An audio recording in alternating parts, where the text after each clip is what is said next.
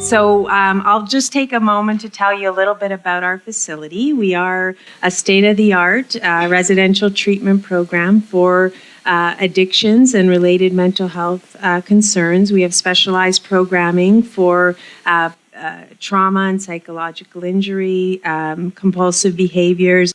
I had tried to quit on my own many times. At work at CBC, they weren't really aware of my struggles because also of the early morning shift, I had excuses to look tired and all that stuff. So I tried to quit on my own. I sought out a therapist and got a few sessions, and that helped for a bit. But of course, as usual, when I tried to quit on my own, it only lasted so long. At the most, about 13 weeks usually. So if you can just tell us from your experience, what systems are typically already in place for employers and employees with regards to managing addictions in the workplace? From an employer or a people manager perspective, we do have education sessions in place for our leaders so that they can be more comfortable having the conversation and know how to sometimes spot some signals that there may be an issue and not make an assumption about what that issue is, but rather have the right conversation, and hopefully that person will at that time reveal something if there is something wrong, and we can go from there. Employees just volunteer that they need that support, and we have put them in that kind of program without a mandate as well. We have our short-term disability plan available to us. So if somebody needs to take time off to manage their addiction, we can support them in that way. Excellent, thank you. So we've heard, Kim talk about his own lived experience and the interface between he as an individual struggling with addiction and his employer. And we've moved on to a question regarding employer supports around managing and negotiating the issues of addiction in the workplace, and now we're going to move to Tim on the insurance side. What I've found is that larger organizations do have better infrastructure in order to deal with such things as addiction. And they do have other, policies. They have policies in place, or they do have avenues in order to go and assist the employees.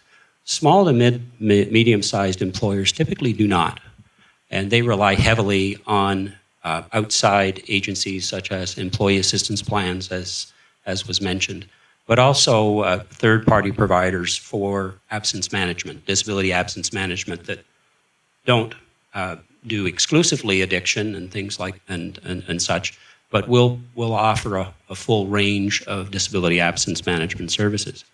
The issue that I see many times is that a small to mid-market employer may have very little experience with addiction. And for them to recognize it and then come to grips with it and find a solution is a challenge for them.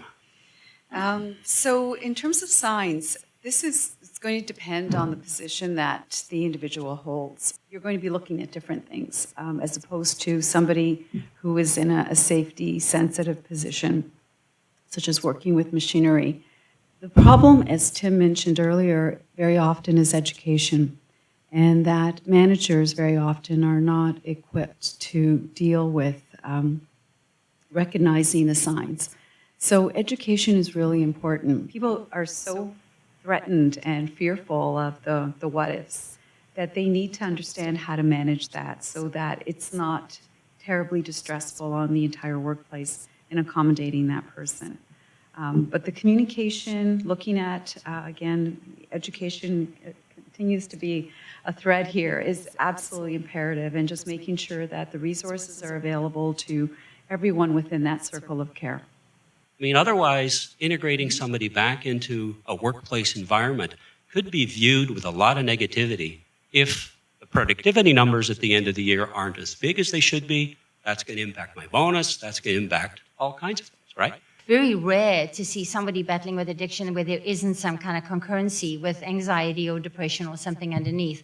So, creating a forum for those conversations, doing it in fun ways by getting, staff involved in community events, and whether that's like rides for mental health, helping, with sponsorship activities and so on, that everybody kind of gets engaged in a fun way, but the message is still coming through.